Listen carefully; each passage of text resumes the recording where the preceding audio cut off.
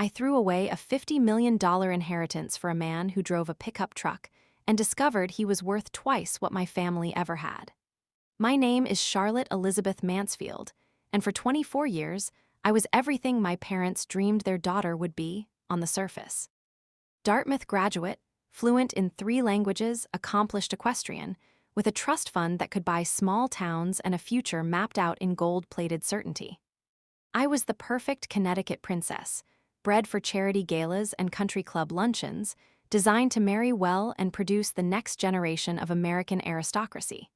But the biggest cage I ever lived in was made of gold, marble, and my parents' expectations.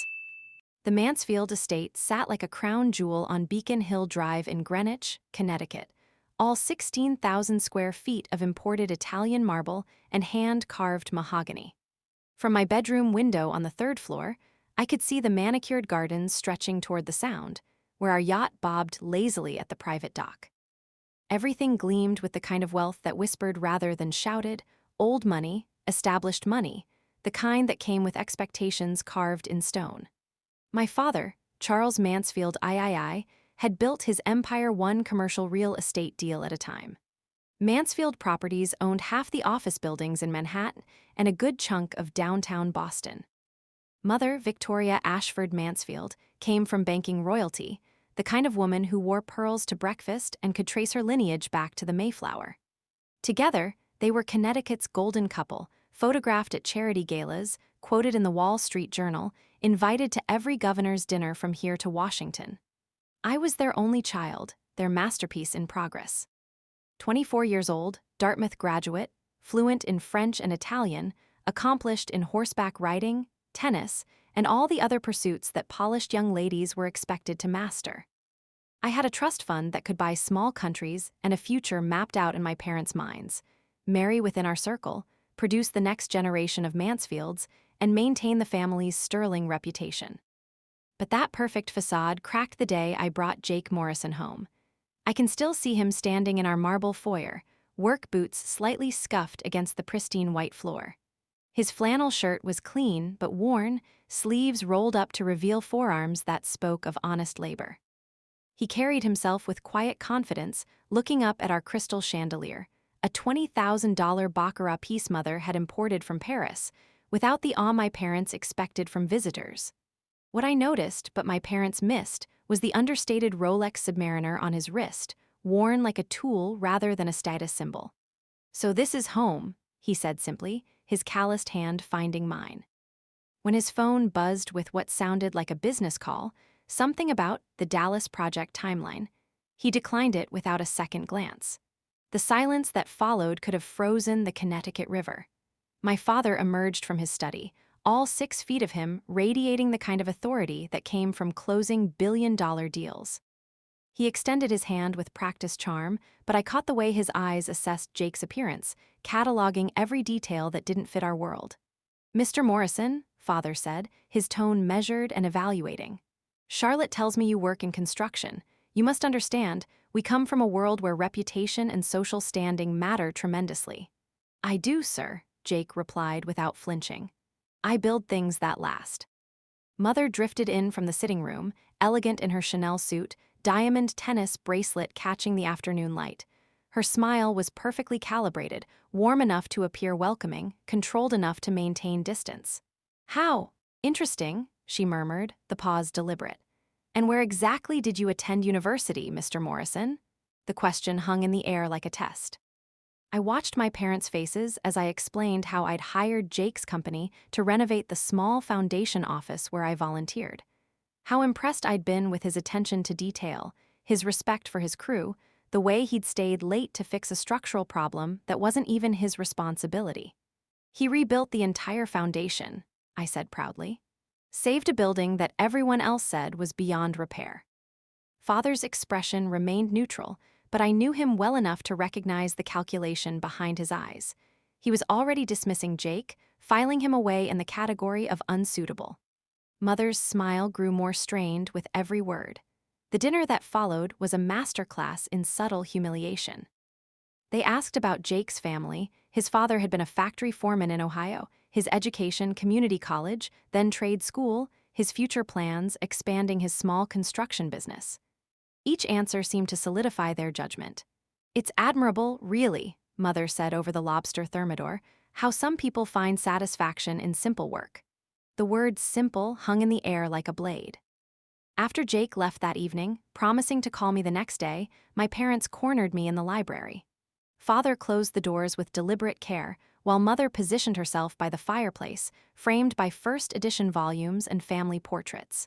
"Charlotte," Father began, using my full name the way he did when conducting business. "We need to address this situation before it goes any further." "What situation?" I asked, though my heart was already racing. "This infatuation with the construction worker," Mother said, her voice sharp despite its cultured tones. "Darling, you must realize how this appears. We have a reputation to maintain, a legacy to protect." "I love him," I said simply. Father's laugh was cold and calculated. "Love? Charlotte, you're a Mansfield. That name opens doors from Manhattan to Martha's Vineyard. You have responsibilities to your family, to your social position, to the life you were born to inherit. This man, however charming he might be, simply cannot provide the security and status you require." "I don't require anything from him," I shot back. "I can take care of myself." "Can you?" Mother asked, her eyebrows arched in practiced skepticism. "You've never worked for a paycheck, never worried about rent or groceries, never faced real financial pressure. You have no conception of what it means to live without our support." Then maybe it's time I learned. The words escaped before I could stop them, and I watched my parents' faces transform. Father's jaw tightened, his businessman's mask slipping to reveal something colder underneath. "If you choose this path," he said slowly, "you choose it alone. We won't support this fantasy, Charlotte. We won't watch you throw away everything we've built." "And if I don't choose him?" "Then you have a future here," Mother said. "The Hamilton boy is still interested. Theodore comes from good family, has excellent prospects in politics. You could have the life you were meant for." I thought of Theodore Hamilton III, heir to a pharmaceutical fortune, handsome in a bland sort of way, the kind of man who'd never challenge me or surprise me or make my heart race when he walked into a room. Safe, approved, suffocating. "I need time to think," I said. Father's expression hardened. "You have until tomorrow night. We're hosting the Morrison Charity Gala, old money, new money, the kind of event that defines our place in society. You can come as our daughter, properly accompanied, or you can explain to 300 of Connecticut's finest why you're not there." The ultimatum hung between us like a gauntlet thrown down. That night, I lay in my childhood bedroom, staring at the ceiling I'd known for 24 years. The four-poster bed was carved from wood older than our nation, topped with linens that cost more than most people made in a month. Everything around me spoke of permanence, tradition, expectation. But for the first time in my life, none of it felt like mine. I called Jake the next morning, my hands shaking as I dialed his number. "I need to see you," I said when he answered. "Can you come over?" An hour later, he stood in our driveway beside his pickup truck, a well-maintained Ford F-150 that looked absurdly humble next to Mother's Mercedes and Father's Bentley. I met him outside, unable to bear the thought of another confrontation in the marble halls of my childhood. "They gave me an ultimatum," I said without preamble. "Choose you or choose them." Jake's face went very still. "And what did you tell them?" "Nothing yet, but Jake, there's something you need to understand. If I choose you, I lose everything. The trust fund, the family connections, this house, all of it. I'd be starting over with nothing." He was quiet for a long moment, studying my face. Then he smiled, the same easy smile that had first made me fall in love with him. "Charlotte, do you think I care about your money? I think you should understand what you'd be getting into." "Let me ask you something," he said, stepping closer. "Are you happy, here in this house, living the life they've planned for you?" The question hit me like a physical blow. When was the last time I'd felt truly happy? Not satisfied, not content, not simply unmarked by suffering, but genuinely, deeply happy? "No," I whispered. "Then we'll figure out the rest together." That evening, as my parents dressed for their charity gala, I packed a single suitcase. I left behind the designer gowns, the jewelry, the artifacts of a life I'd never chosen. I took only what I'd need to start over: clothes, photographs, and a small silver locket my grandmother had given me. I found my parents in the grand foyer, resplendent in their evening wear. Father looked distinguished in his custom tuxedo, while Mother was elegant in midnight blue silk and the family diamonds. "I won't be attending tonight," I said quietly. Mother's hand flew to her throat. "Charlotte, don't be ridiculous. People are expecting you. People will have to be disappointed." Father's face darkened. "If you walk out that door tonight, you don't come back. Do you understand me? You won't be welcome here." "I understand." "This is insanity," Mother said, her voice rising. "You're throwing away your birthright for what? A man who'll never be able to give you the life you deserve? Maybe the life I deserve isn't the life you planned for me." I kissed them both goodbye. Mother's cheek was cold against my lips, Father stood rigid as stone, and walked out into the Connecticut evening. Jake was waiting by his truck, engine running, radio playing softly.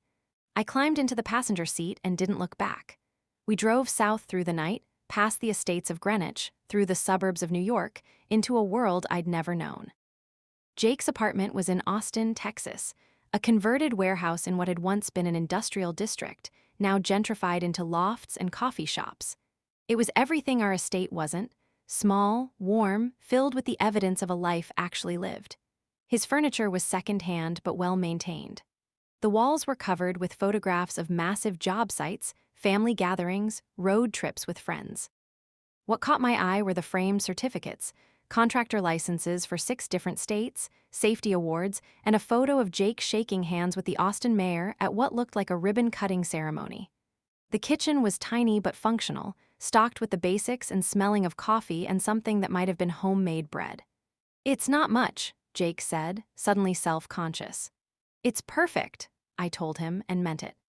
I couldn't help but notice, though, that his refrigerator was covered with business cards from suppliers, and his coffee table held blueprints for what looked like a major commercial development. The adjustment wasn't easy. I'd never worked a real job, never worried about rent or groceries, or whether the electricity bill would strain the budget. My first week in Austin, I applied for 17 positions and got 2 interviews. I was overqualified for entry-level work, but had no practical experience for anything else. Finally, I found a job at a local nonprofit that worked with children in foster care. The pay was barely above minimum wage, but the work mattered in a way nothing in my previous life ever had. I helped kids navigate the system, advocated for educational resources, and slowly learned what it meant to make a difference rather than just make an appearance. Jake's construction business was busier than I'd realized. He employed a dozen workers and had contracts throughout Central Texas. He left early every morning and came home tired but satisfied, his clothes dusty with honest work. Evenings became precious.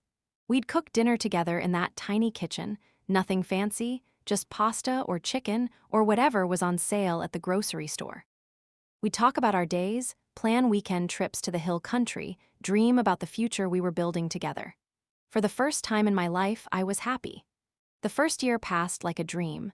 I threw myself into my work, discovering talents I'd never known I possessed. I was good with the children, patient with bureaucracy, fierce when advocating for kids who'd been forgotten by the system.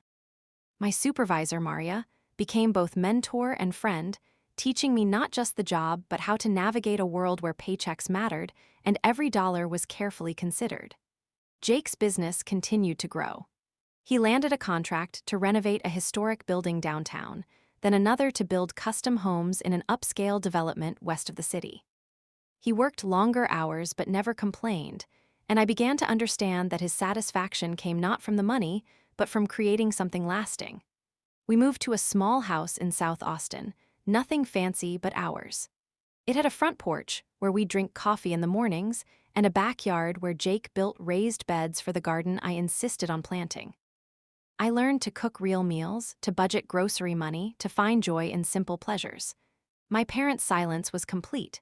I'd written letters that went unanswered, made phone calls that were never returned. According to their social media, which I checked obsessively despite myself, they attended the same galas, hosted the same dinner parties, moved through their Connecticut world as if I'd never existed. It hurt more than I'd expected. But that pain faded as I built a new life, surrounded by new friends who knew nothing of trust funds or family names. Maria and her husband Carlos became our closest companions, along with Jake's crew and their wives. We had barbecues and game nights and birthday celebrations that felt more genuine than any charity gala I'd ever attended. Sometimes, late at night, I wondered if my parents ever thought of me. If they missed their only child, or if their pride was stronger than their love. Then Jake would roll over in his sleep, his arm finding me in the darkness, and I'd remember that some families are chosen rather than born. The news reached me on a Tuesday morning in March, almost 2 years after I'd left Connecticut. I was at work, reviewing case files, when my phone buzzed with an alert from a financial news app I'd never deleted. Mansfield Properties declares bankruptcy following federal investigation. My hands shook as I read the article. The company that had been the foundation of our family's wealth for 3 generations was gone. Federal investigators had uncovered a web of financial irregularities, not fraud, exactly, but aggressive accounting practices that had finally caught up with them. Over-leveraged deals, risky investments, a house of cards that had finally collapsed. The personal details were sparse but devastating. The estate was in foreclosure. My parents had filed for personal bankruptcy. Charles Mansfield III, once worth hundreds of millions, was facing lawsuits from investors and creditors. I called in sick and spent the day in a coffee shop, reading every article I could find. The story was being covered by everyone from the Wall Street Journal to the Connecticut Post. Photos of our house, my childhood home, appeared alongside speculation about liquidation sales and asset seizures. That evening, I showed Jake the articles. He read them carefully, his expression growing more thoughtful with each paragraph. "I'm sorry," he said finally. "I know this is hard for you." "I keep thinking I should feel vindicated," I said.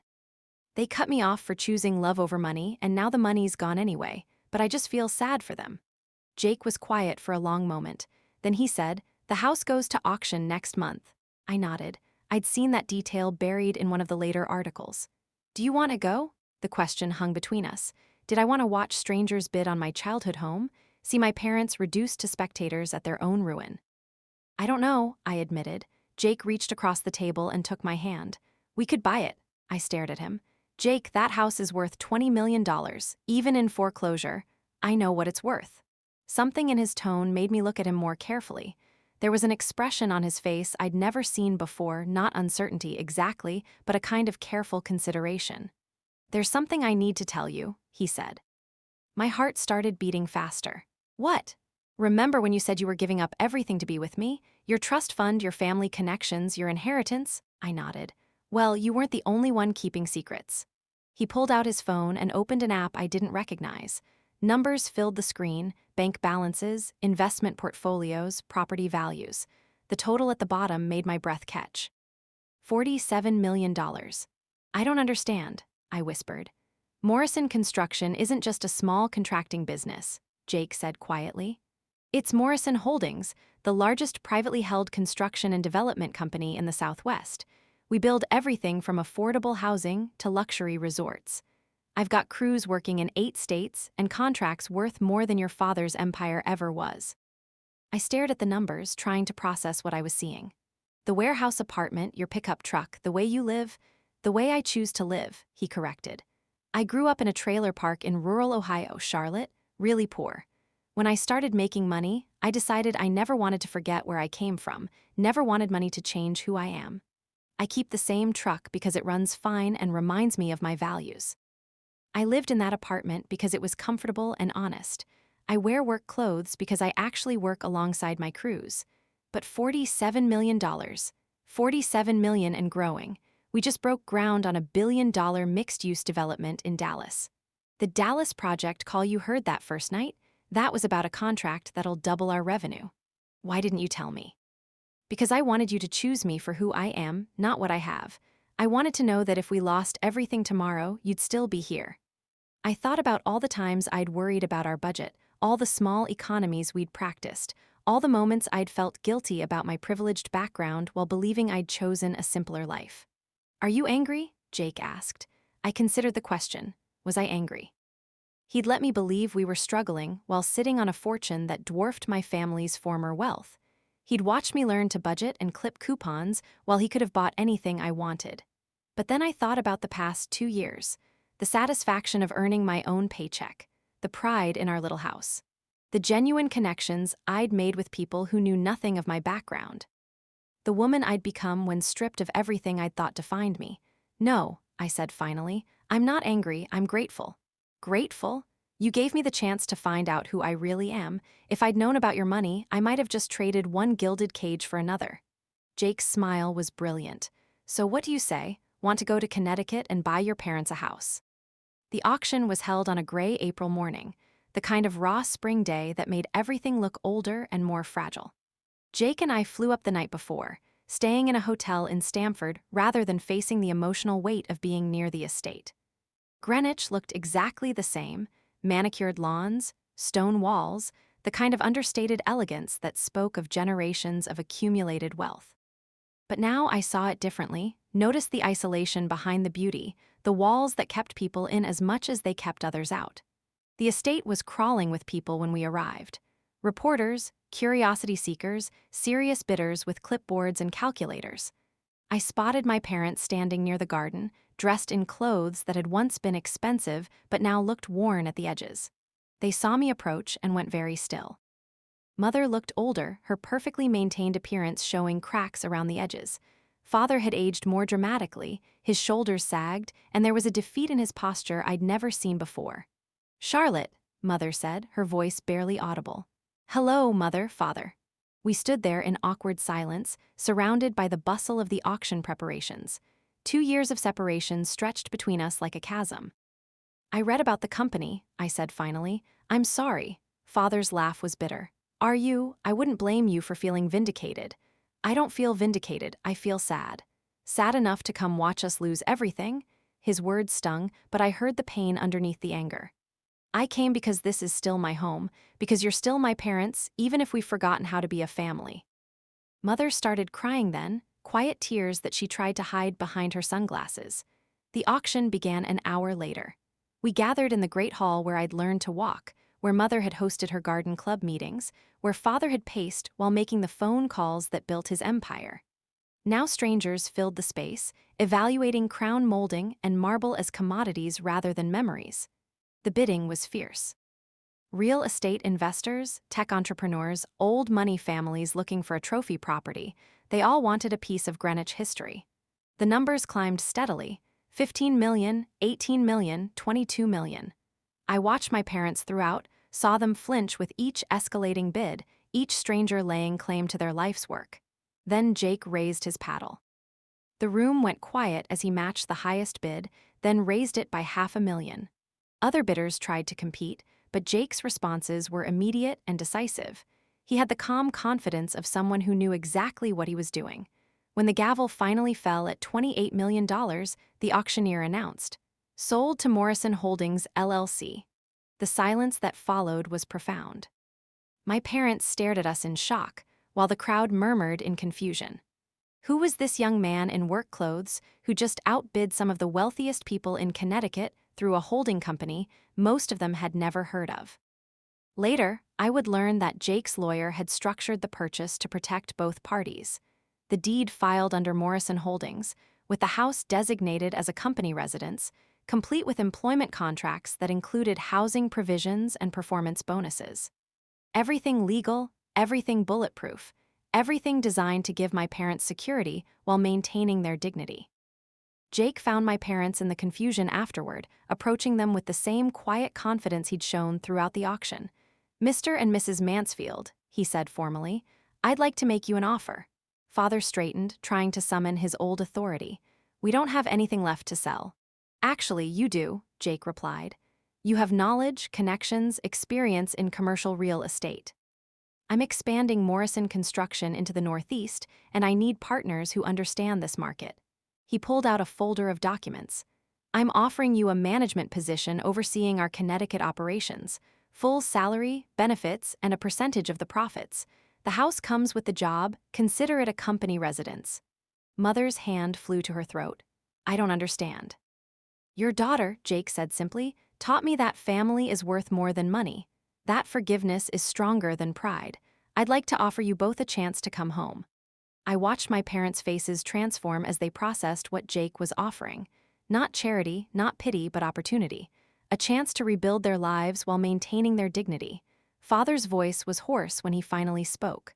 "Why would you do this?" "Because Charlotte loves you," Jake said. "Because everyone deserves a second chance. And because I actually could use your help." The conversation that followed was long and sometimes difficult.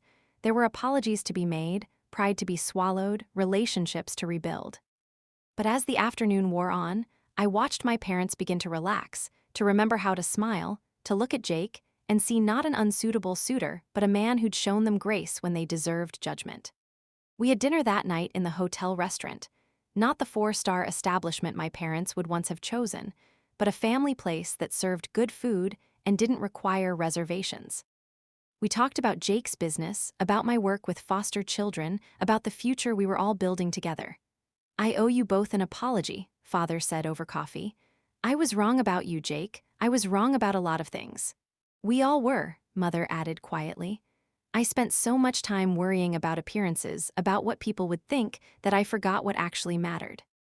"What matters," I said, reaching for both their hands, "is that we're here now, that we found our way back to each other." 6 months later, Morrison Construction opened its New England headquarters in downtown Greenwich. Father threw himself into the work with an energy I hadn't seen since childhood, while Mother discovered a talent for interior design, helping wealthy clients transform their new acquisitions into homes. Jake and I split our time between Austin and Connecticut, building bridges between the life I'd chosen and the family I'd been born into. The estate became our northern residence, but it felt different now, warmer, more welcoming, filled with laughter instead of expectations. We were married the following spring in the garden where I'd once played as a child. It was a small ceremony, family, close friends, the people who mattered most. Mother cried during the ceremony, and Father walked me down the aisle with pride instead of resignation.